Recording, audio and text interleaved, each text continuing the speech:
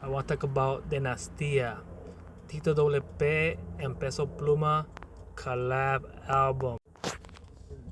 So far, the only thing I like was the album cover. It has some ancient Italian statue, dark vibes in a way. I listened to the album, and I have to say, Peso Pluma fell off. Peso Pluma was the Batman, Tito P was the Fat Robin.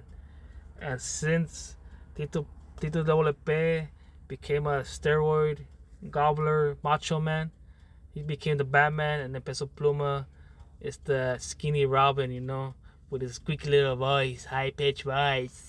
The whole album sounded repetitive. I couldn't think of a song and be like, damn, this song was hard. There were some songs that are okay, like Backpack Boys, Mezcal, but pretty much the same, like, same sound, Even my wife was like, oh, just turn that shit off. And I was like, I agree. So I just changed it. Like, the last song was like a quarter of it. I just changed it, This ain't the album of the year, like how they're claiming it is. Expante was way better. And J.O.P.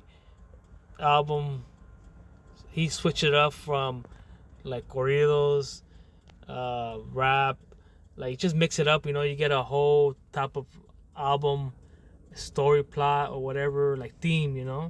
This Dinastia, whatever Dinastia, it's the same thing, repetitive from the beginning to the end. I guess he was trying to be in his Peso Pluma was trying to get in his Kanye West type of feeling with the gospel and stuff like that, but it just wasn't hitting. If Peso Pluma does another mid album like this, I think he fell off, honestly. That layout did bad for him, You would think it'd be more creative. You should have Tito P still write for him, because you could tell that he wrote this himself and it's not sounding fire at all. What Peso Pluma should do is get a group of writers like J.O.P. did. J.O.P. is not a good writer, but he trusts himself and was true to himself and said, you know what? I'm going to hire people to write my songs, give me a different vibe. I get him a little element, and it became successful in him. So Peso Pluma should go back, get some writers to make hits, because this it ain't, buddy.